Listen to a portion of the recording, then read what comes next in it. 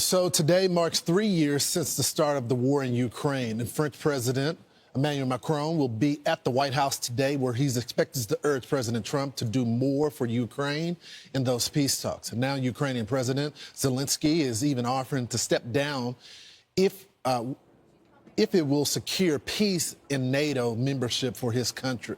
Joining us now is a key figure in those negotiations, President Trump's National Security Advisor, Michael Waltz. Congressman, thanks so much for joining the program. Yeah, thank you, Lawrence. Good to be with you. So tell me, what's the latest on these peace talks? Are y'all close to a deal?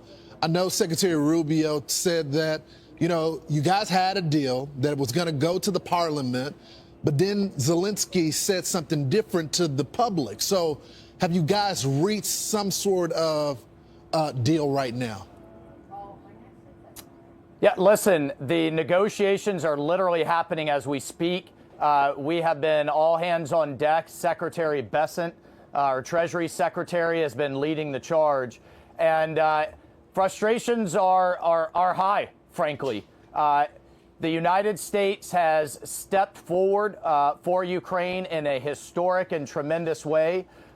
We are heading, today into the 3-year anniversary of this war, and we expect the Ukrainians to realize the opportunity that this is, and President Zelensky to realize the opportunity that this is, to be co-invested with the United States of America in the future of Ukraine, in the future of its economy, and growing the pie in terms of its natural resources that not only helps Ukraine, but recoups these hundreds of billions of dollars for the Ukrainian people and for the American taxpayer going forward. So we expect to get this deal done. President Trump expects to get this deal done. And I think you will see that in very short order. So it looks like the conversation, he was asked the question, Zelensky, the president of Ukraine, about NATO membership, and he said he's willing to step down.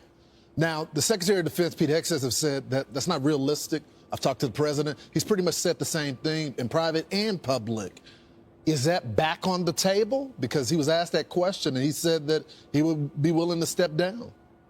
That is not back on the table. I do not see the United States having Ukraine enter into NATO and then having United States troops essentially obligated immediately in terms of Article 5 or coming to have U.S. troops coming directly in for the defense of Ukraine. That is very different. And I want to be clear on that. We have President Macron coming. We have Prime Minister Starmer of the United Kingdom coming. That's very different than the U.S. commitment to NATO and existing NATO countries. We are absolutely committed to NATO writ large, our Article 5 treaty agreements with other NATO countries, but the security guarantees for Ukraine is a different conversation. One of the things that we fully support is both France and the United Kingdom and other Europeans saying they would be willing to enter into very strong security guarantees for the future of Ukraine.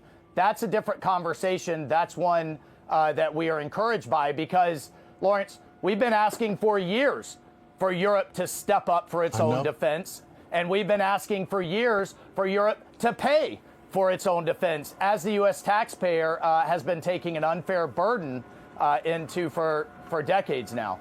Congressman, I want to go into the specifics of the minerals, but before I do that, I want to talk about this meeting with Putin.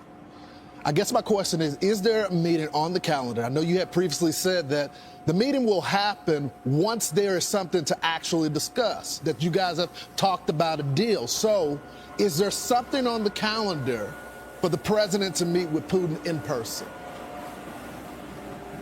Not at this moment. We're having a series of negotiations and engagements at my level and below.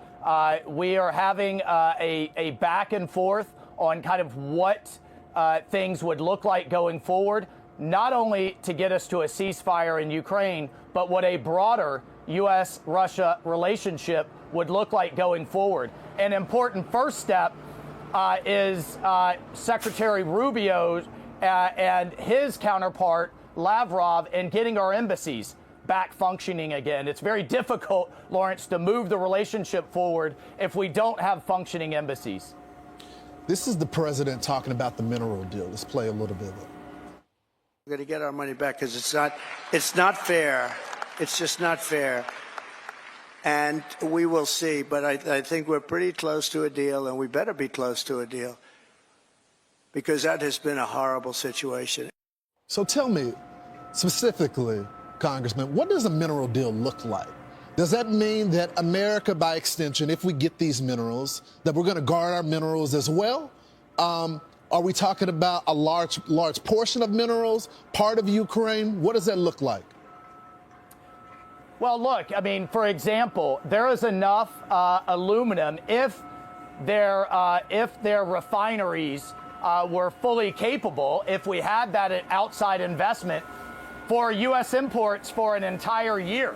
There's enough gallium, there's enough tritium, there's titanium, one of the largest titanium reserves in all of Europe. But that will take investment to get it to full capacity. So, you know, our position has been, look, 50% of something that is much larger, growing the pie, is better than the 100% of where they are today. So let's grow together in an economic partnership. And of course, the U.S. would protect our assets for which we are invested in. This could mean trillions, not only for the Ukrainian people, but for us and for stability for the region. And that economic investment is one of the best security guarantees that Ukraine could hope for.